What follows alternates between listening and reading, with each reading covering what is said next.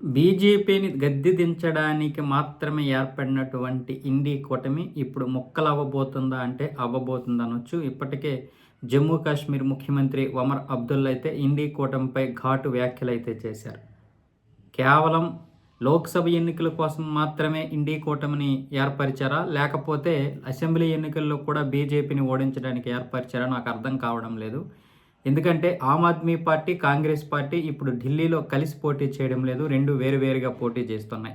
దీనివల్ల నష్టపోయేది మనమే అనేది ఒమర్ అబ్దుల్లా అయితే వ్యాఖ్యలు చేశాడు. అంతేకాకుండా కాంగ్రెస్లో ఇంత సమన్వయ లోపం ఉంటుందని నేను ఊహించలేదు. అసలు ఇప్పటి వరకు ఒక మీటింగ్ లేదు, ఒక సభ లేదు, ఎటువంటి సమన్వయం పరచడానికి ఎటువంటి మీటింగ్లు పెట్టడం లేదు. అసెంబ్లీ గురించి అయితే ఎవరు పట్టించుకోవడం లేదు. హర్యానా విషయంలో కాంగ్రెస్, ఆమ్ ఆద్మీ పార్టీ విడివిడిగా పోటీ చేసే, మళ్ళీ ఇప్పుడు ఢిల్లీలో కూడా విడివిడిగా పోటీ చేస్తే ఇంకా మనలో ఐక్యత ఉంటుందని ప్రజలు ఏ విధంగా అనుకుంటారు?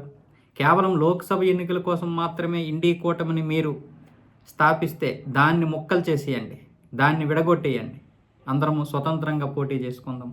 లేదు అసెంబ్లీలో కూడా పోటీ చేద్దాం, కలిసి పోటీ చేసి ఎన్డీఏని ఓడిద్దాం అనుకుంటే రండి, అందరూ కలిసి రండి అని కశ్మీర్ ముఖ్యమంత్రి ఒమర్ అబ్దుల్లా అయితే కాంగ్రెస్ను ఉద్దేశించి ఘాట్ వ్యాఖ్యలు అయితే చేశారు.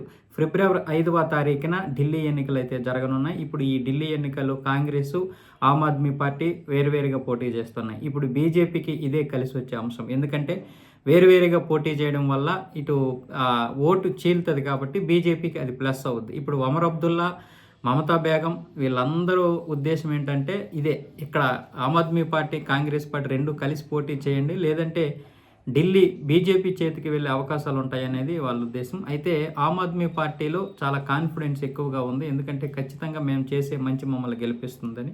దాంతో ఒంటరిగా పోటీ చేయడానికి ఆమ్ ఆద్మీ పార్టీ అయితే సిద్ధపడింది.